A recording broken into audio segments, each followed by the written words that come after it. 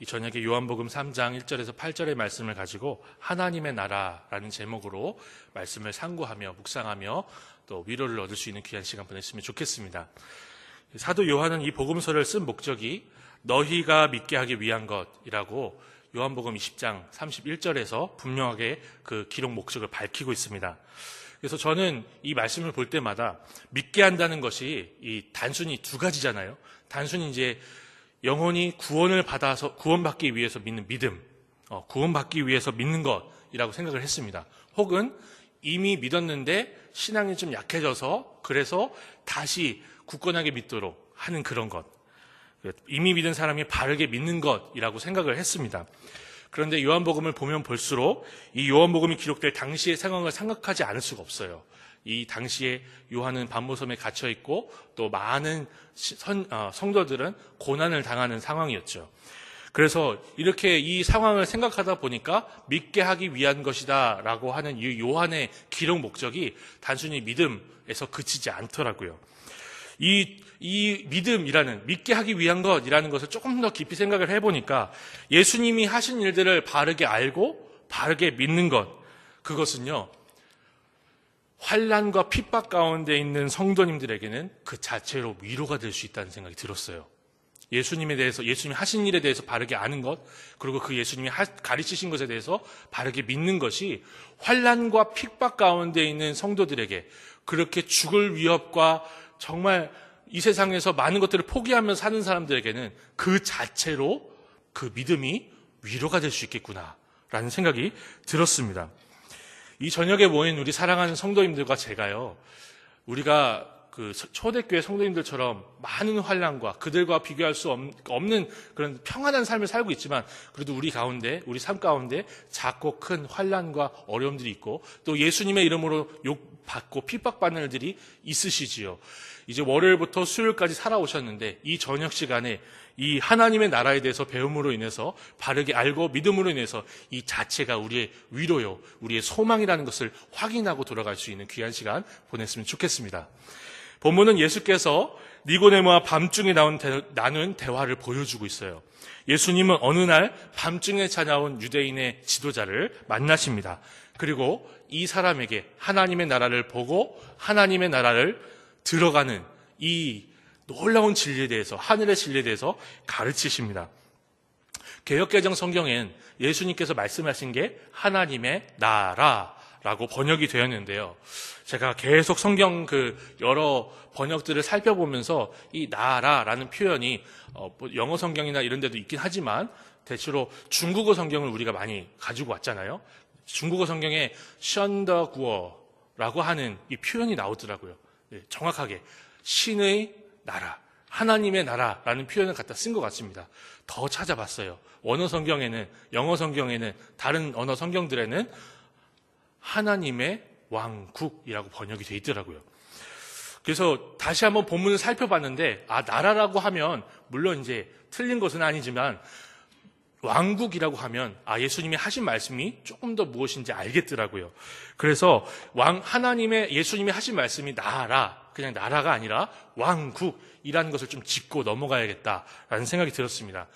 개역개정이 틀렸다는 얘기가 아니고요. 개역개정 성경이 번역이 잘못됐습니다라고 말씀드리는 게 아니라 우리가 본문의 의미를 더 확실하게 보기 위해서 왕국이라는 것을 한번 짚고 넘어가 보겠습니다. 여기서 하나님의 왕국이라는 개념은 왕의 통치라는 구약의 개념으로 봐야 돼요. 왕의 통치. 원어 성경 사전을 보면 왕국은 국경이나 민족으로만 설명될 수가 없습니다. 그런 것들은 이 왕국이라는 것을 표현하는데 부차적인 것들이에요. 왕국이라는 개념의 핵심은 무엇일까요, 그러면? 왕국이라고 하면 뭐가 핵심일까요? 바로 왕의 통치가 미치는 범위, 왕의 통치가 왕국의 핵심입니다. 성경의 단어들을 전문적으로 다루는 다른 사전들도 이와 동일한 의미로 이 왕국이라는 바실레이아 투데우라는 이걸 번역했다는 것을 우리가 알 수 있어요. 이렇게 하나님의 왕국이라는 말은 이 말로 바꿔 얘기할 수 있습니다. 하나님의 통치. 그러므로 예수께서 말씀하신 예수께서 말씀하신 하나님의 왕국은요, 왕이신 하나님이 통치하시는 그 나라, 그러니까 예수님이 하나님의 나라를 본다, 그런 것은 하나님의 통치를 본다. 하나님의 나라에 들어간다, 그런 것은 하나님의 통치 아래 들어간다라고 우리가 생각해 볼 수 있는 것이죠. 예수님은 이제 이 정도까지 되셨으면 이해가 되셨죠? 왕국, 하나님의 왕국. 자, 하나님의 통치, 이 개념을 가지고 이 대화를 살펴보면 굉장히 재미있는 결론이 나게 돼 있습니다. 예수님은 니고데모에게 거듭나지 아니하면 하나님의 나라를, 이 하나님의 왕국을 볼 수조차 없다고 말씀하십니다. 다시 말해서 하나님의 나라를 보는 것, 하나님의 왕국을 보는 것은 다시 태어나야 된다는, 거듭나야 된다는 분명한 조건이 있다는 것입니다. 이 말씀을 들은 유대인의 관원 니고데모는 예수님의 말씀을 이해하지 못했습니다. 어떻게 보면 굉장히 할아버지 나이가 된 희꺼무리한 할아버지가 예수님의 말씀을 듣고 이 대답을 했다는 게 굉장히 황당하거든요. 근데 또 한편으로 생각을 해보면 이해가 갑니다. 예수께서 다시 태어난다고 하니까 니고데모가 뭐라고 했을까요? 예수님이 다시 태어나야 된다고 하니까 예수님, 그러면 어머니의 자궁 속으로 다시 들어가야 합니까? 라고 물어보았습니다. 니고데모의 이러한 대답은 그가 하나님의 나라를 아브라함의 혈통적인 후손으로만 생각했다는 것을 극단적으로 보여주고 있어요. 모태에서 태어나야, 아브라함의 씨로 모태에서 태어나야 하나님의 나라를 볼 수 있고 하나님의 나라에 들어간다라는 유대인의 전통적인 생각을 보여준 것입니다.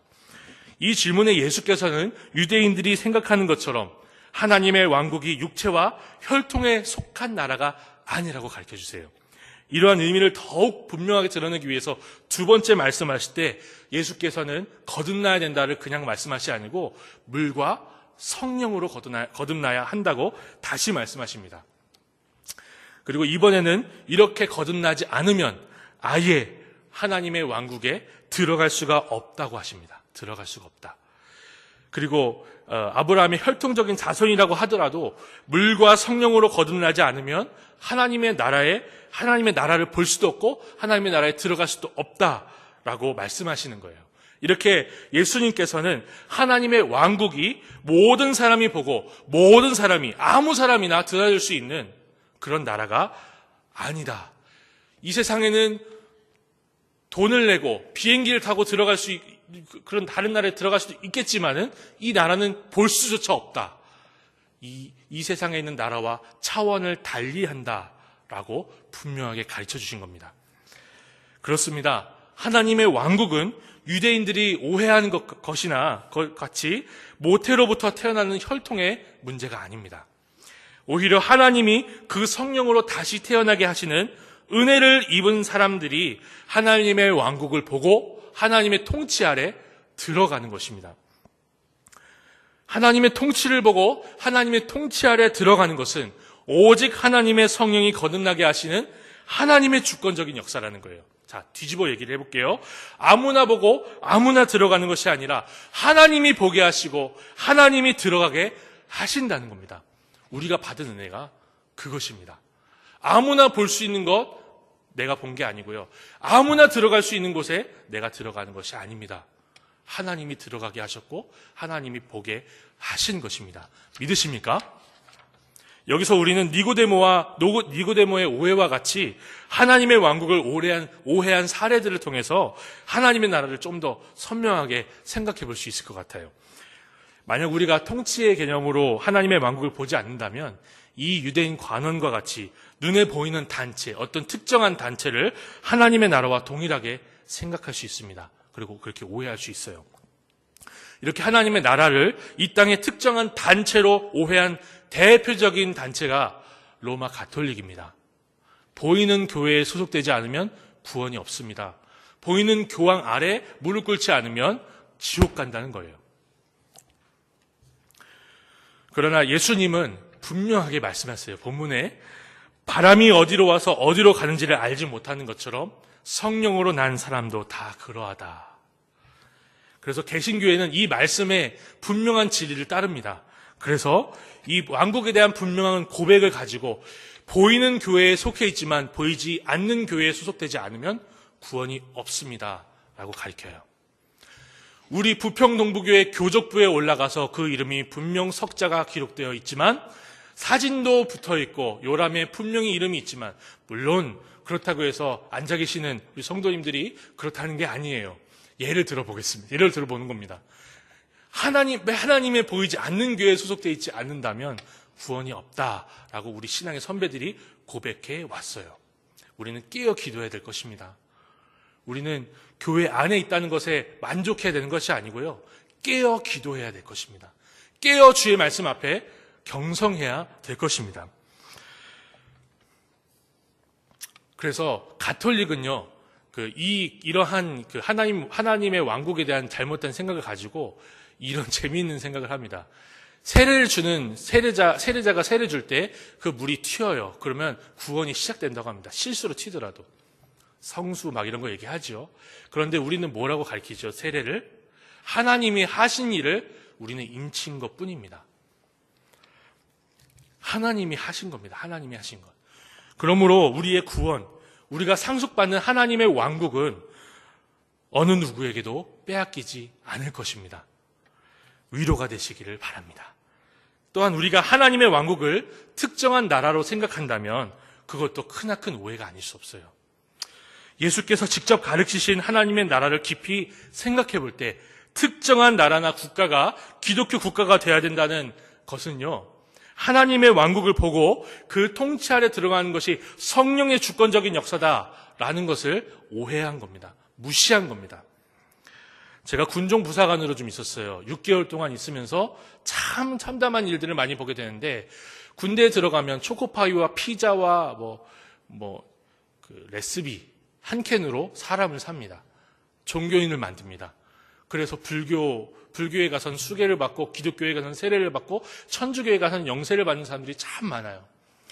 제가 교회를 갈 때마다, 그 군종교회에 있을 때마다 듣는 얘기가, 군종부 그 높은 목사님들이, 높은 계급을 갈고 오는 목사님들이 항상 하시는 말씀이 있어요. 우리나라 기독교 인구가 몇 명이고 몇 프로고, 이제 우리가 세례를 몇 명이나 줘야 기독교 국가가 될 거다. 세례를 줄 때 단 한마디도 묻지 않습니다. 당신 예수님 믿습니까? 묻지 않아요. 그냥 물을 던지는 겁니다. 예, 하십시오 해놓고 물을 던지는 거예요. 또한 기독교 텔레비전을 보면 목사님들이나 다른 분들이 나와서 한국이 한시라도 기독교 국가가 돼야 된다, 이런 이야기들을 심심치 않게 볼 수 있습니다. 못 들어보셨습니까? 저는 제가 한참 들을 때는 아침, 저녁, 점심, 저녁으로 기독교 방송을 틀어놨었거든요. 저희 집에서. 맨날 그런 이야기가 들려오는 거예요. 그러나 하나님의 왕국은 특정한 나라나 특정한 민족에게 국한된 것이 전혀 아닙니다. 왕이신 하나님이 성령으로 거듭나게 하셔서 보고 들어가는 나라입니다. 자, 우리는 한국인이면서 기독교인이 되었습니다. 하나님의 왕국을 상속받는 하나님의 자녀가 되었습니다. 이것이 하나님의 은혜, 그리고 우리에게 주시는 최고의 위로가 아니고 무엇이겠습니까? 마지막으로, 만약에 우리가 왕의 주권적인 통치라는 개념으로 하나님의 왕국을 보지 않는다면 우리는 죽어서야 하나님의 나라에 들어간다라고 오해할 수 있을 것입니다. 예수께서는 물과 성령으로 태어난 사람들이 하나님의 나라를 보기만 하는 것이 아니라 들어간다고 말씀하셨습니다.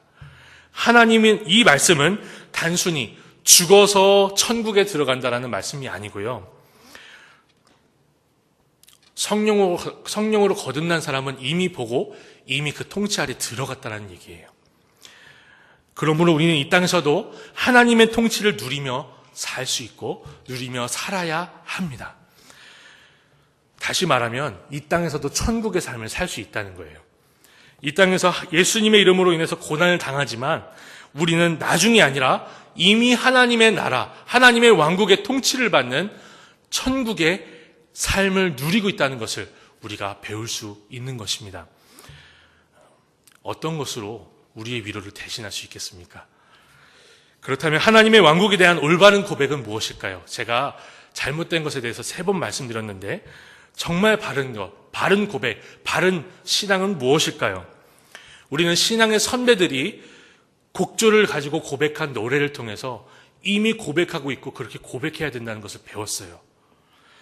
높은 산이 거친 들이 조막이나 궁궐이나 내 주 예수 모신 곳이 그 어디나 하늘나라. 우리는 이 땅에서 하늘나라를 사는 하늘나라 백성들입니다. 죽어서 저 하늘나라에 갈 때는 너무나 영광스러운 모습으로 하나님을 배울 것이지만, 그러나 이 땅에서 연약한 모습으로 죄와 사망의 권세가 아직도 무섭게 이 땅을 지배하는 것 같아 보이는 이 세상에서 우리가 살아가고 있지만, 여전히 우리는 저 하늘나라에서도 이 땅에서도 천국 시민으로 하늘 왕국의 백성으로 살아가는 것입니다. 우리가 체감할 정도로 경제가 많이 어려워졌다고들 하십니다. 사랑하는 성도님들의 가정에는 그러지 않으셨으면 좋겠지만, 자녀가 속을 썩이고 답답한 일들이 여기저기서 터져나오는 이 땅을 살고 있습니다. 그러나 이런 세상을 살고 있으면서도 우리는 하나님 나라, 하늘나라, 하늘 왕국의 통치를 받는 천국을 누리며 사는 사람이라는 것을 잊지 않으시고 찬양이 넘치며 끊이지 않는 우리의 인생이 되었으면 좋겠습니다. 정리하겠습니다. 하나님의 왕국은 저 하늘나라가 아니라 우리의 하루하루가 되어야 할 것입니다. 아무나 보지 못하고 아무나 들어가지 못하는 하나님의 왕국을 우리가 보고 들었습니다. 우리는 특권층입니다. 기득권층입니다. 우리는 세상에 어떤 돈을 가지고 어떤 명예와 어떤 권력을 가지고 있는 사람들도 빼앗을 수 없는 특권을 받은 사람들입니다. 우리가 이 특권을 자꾸 잊어버려요. 까먹어요. 그냥 맞아, 그렇지 하고 가슴에 그냥 불이 안 지펴질 때가 참 많아요. 왜 그런지 아십니까? 이 세상을 살다 보면 하나님의 나라를 오해하게 할 만한 수많은 잘못된 신학과 사상들과 죄악들이 우리 눈을 막기 때문에 그래요. 근시안을 하지 마시고 사랑하는 성도님들은 멀리 보고 저 천성 향하여 달려가며 또 이 땅에서 누릴 수 있는 귀한 하루하루를 사시길 바랍니다. 들으신 말씀을 기억하면서 하나님, 남은 한 주간을 그 어디나 하늘나라라고 고백하며 찬송하며 살 수 있게 동행하옵소서. 함께 기도할 수 있으면 좋겠습니다. 기도하겠습니다. 하나님 아버지 감사합니다.